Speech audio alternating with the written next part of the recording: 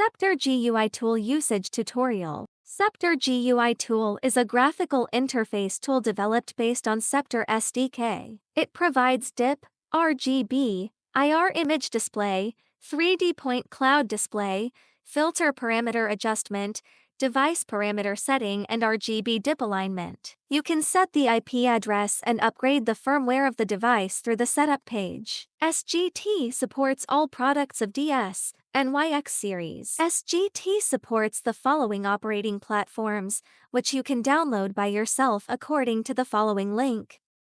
The demonstration of the use of SGT will now begin. The version of SGT used in the demo is 24.12.1, and the demo was conducted on a Windows platform. Devices include a DS86, PoE-powered NYX 660, and a PC laptop. Now let's start. First, I'm gonna use the DS86 camera for direct connection demonstration. 6-pin connector for camera power supply. 6-pin connector for power cord. It is necessary to install the notch corresponding to the camera. Next, start to connect the camera.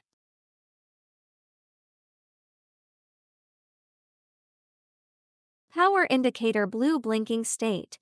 The network port indicator orange blinking state indicates that the connection is successful. For the second connection way, we used the NYX camera 660 for a PoE connection demonstration.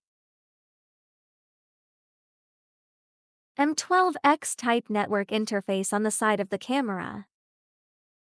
M12X series CAT6A Ethernet cable. One end of the Ethernet cable plugs into the network connector on the side of the imager. Plug the other end, RJ45, into the PoE switch. The imager power indicator blinks blue, indicating that the imager is powered up successfully. Connect the switch to the host computer via the network cable and you are ready to start using the imager. The firewall and IP configuration requirements are as follows. The firewall needs to be closed. IP settings are as follows. Fixed address connection. Camera device default IP is 192.168.1.101. On the PC side of the local connection subnet mask is set to 255.255.255.0. The host IP address is set to the same network segment as the camera such as 192.168.1.100. Let me show you how it works. Find the firewall in the settings and turn off all network.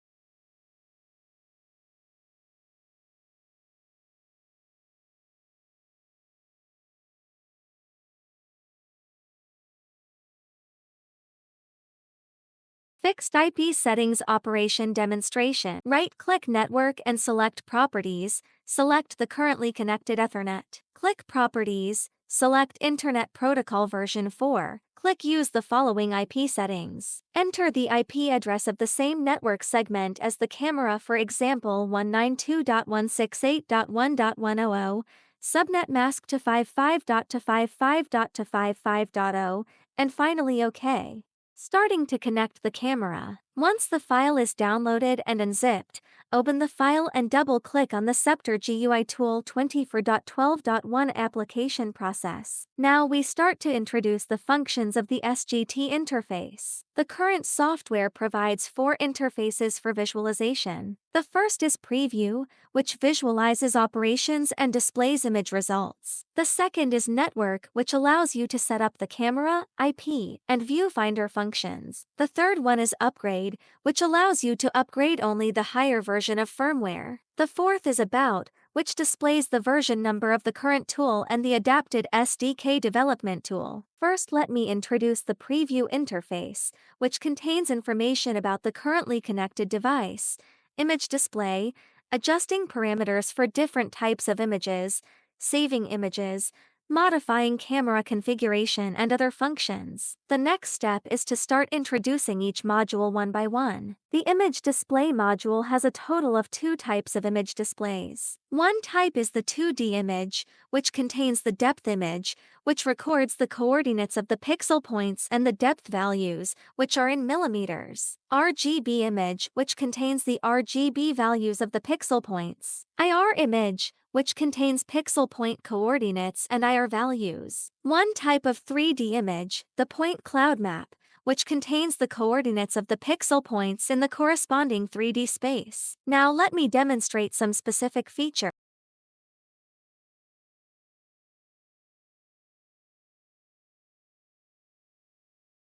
There are 6 types of point cloud maps in 3D images.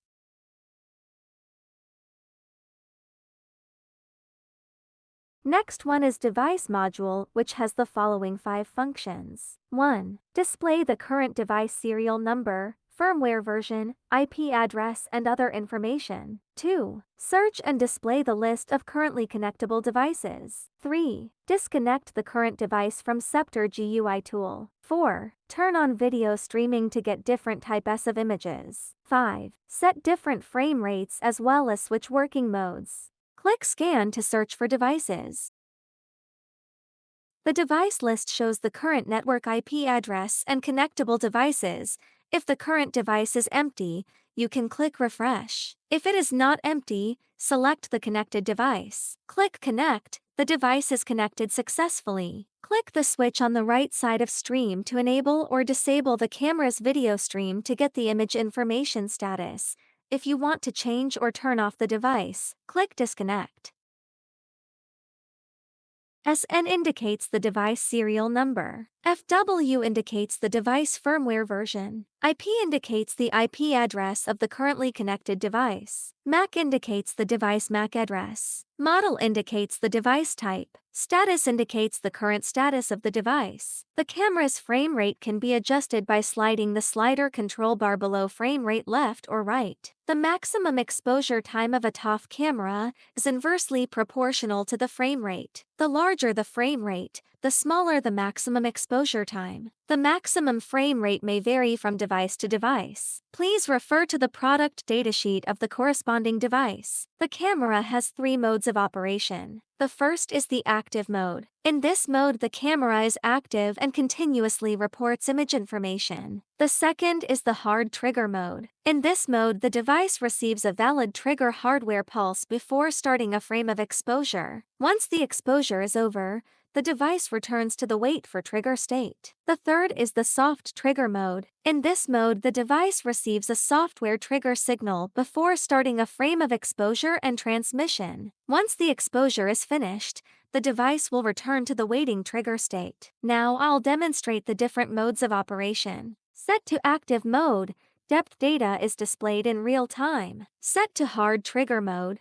I will now describe the signal requirements and parameter settings for hard triggering. Trigger signal voltage ranges from 3.3 volts to 20 volts, and the drive current needs to be more than 5 milliamperes. Polarity: 0 represents the low level is valid, 1 represents the high level is valid. Width: the minimum effective signal width of the trigger, less than the set signal width cannot be triggered properly. Interval: the minimum time interval between 2 consecutive trigger signals, less than the interval set by the signal does not respond. Click the Settings button to configure the trigger signal parameters. Enter 0 or 1. The input signal width is recommended to be set in the range of minimum effective width plus 100 microseconds to minimum effective width plus 2000 microseconds. This value can be used to filter out pulse interference in the trigger signal. The value of the minimum time interval between trigger signals,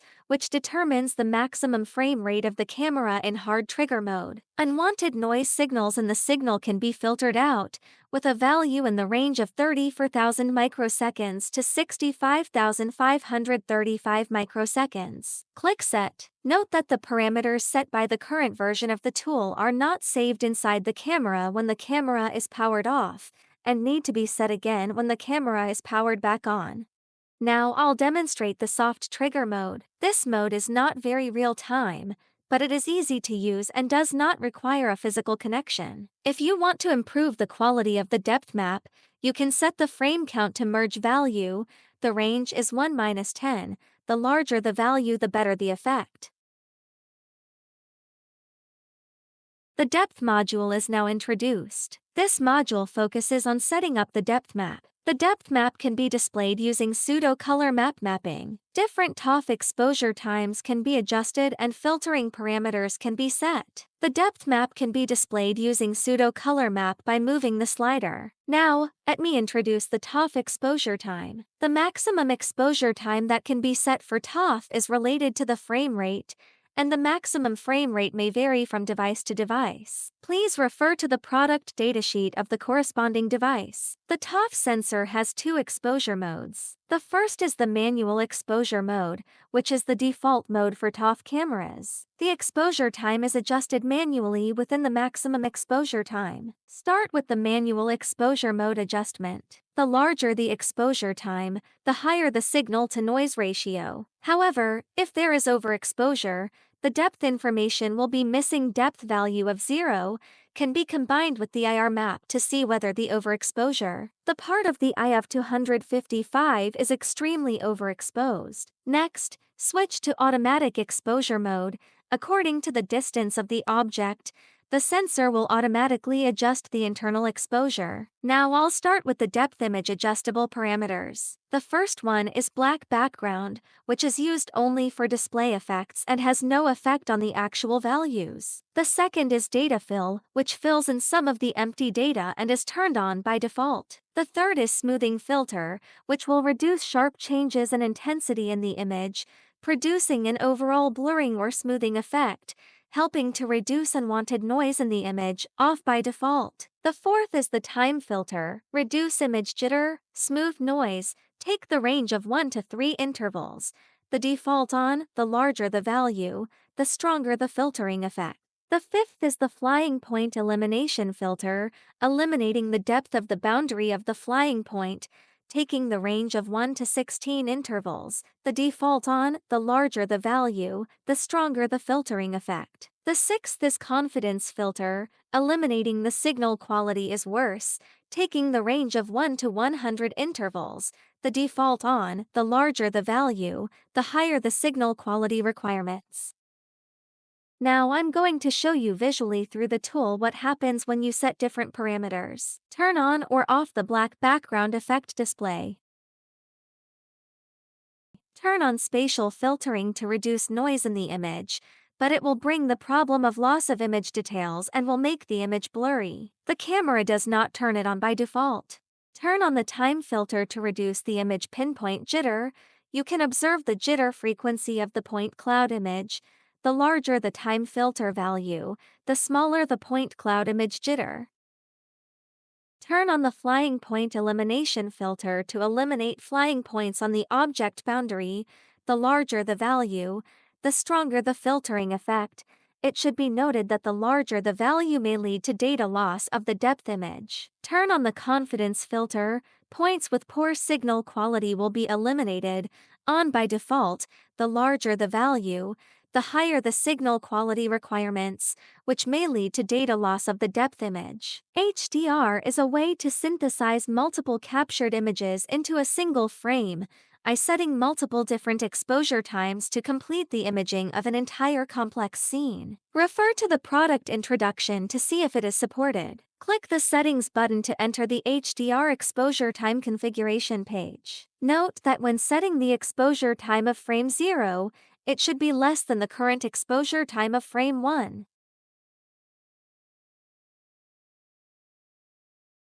About the IR image parameters. The first is gain, a parameter that adjusts the brightness of the image and is used to control the amplification of the camera sensor signal. The second is gamma correction, which is a machine vision technique used to correct the difference between digital image reading and human eye perception, balancing all the colors and making the resultant color linear. Now let me demonstrate. Select the image type as IR. You can slide the control bar below the gain and the image brightness increases. Turn on the gamma correction button, slide the control bar underneath and adjust the image brightness through software post-processing.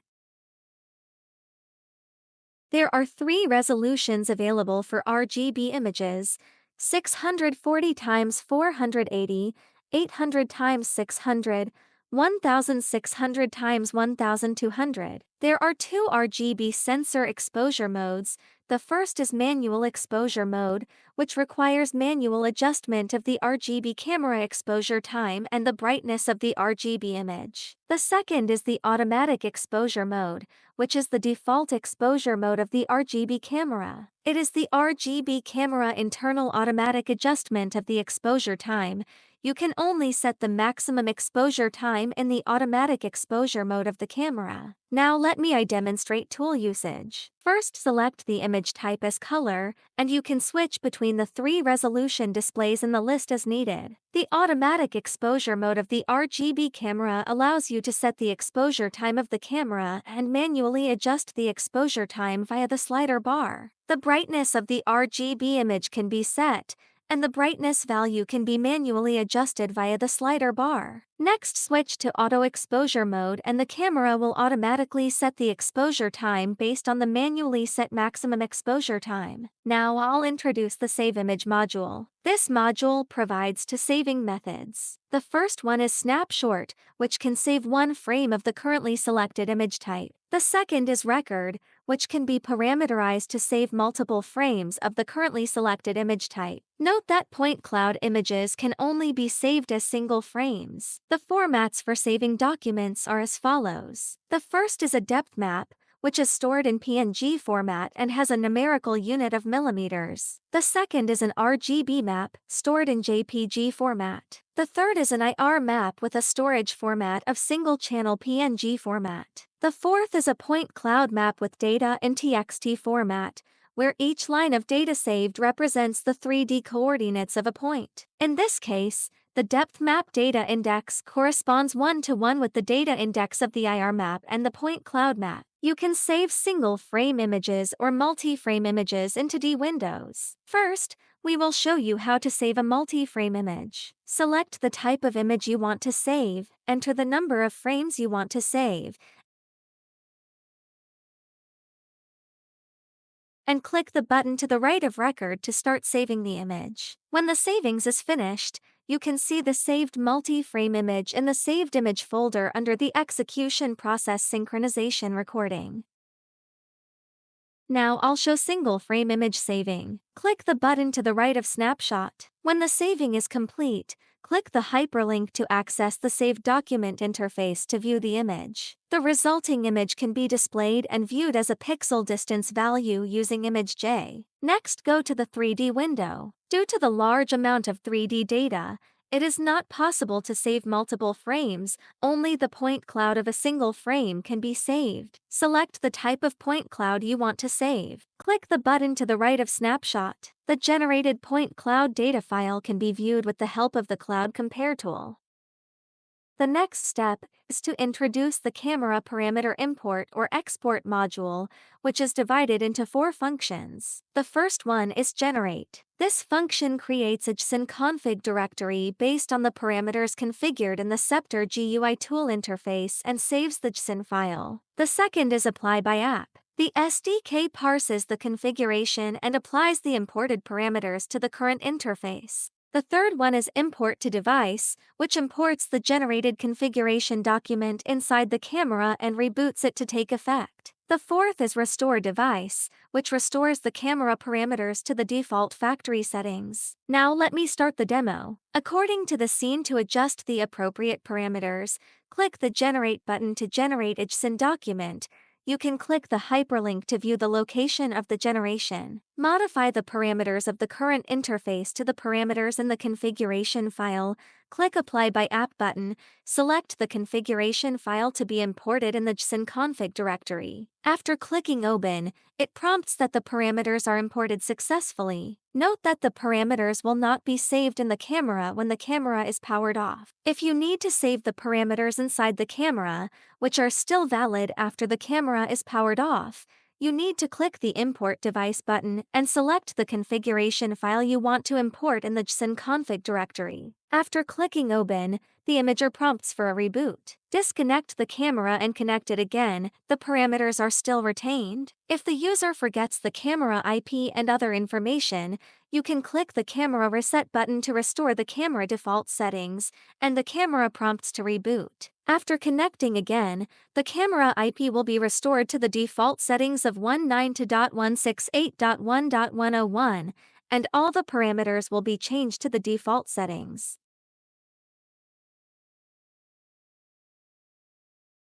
Network interface can set the camera dynamic IP, set the camera static IP, enable PAT or PTP. Connect the camera, enter the network settings interface, choose to set the camera IP to DHCP mode, click OK, and wait for the camera to reboot to take effect.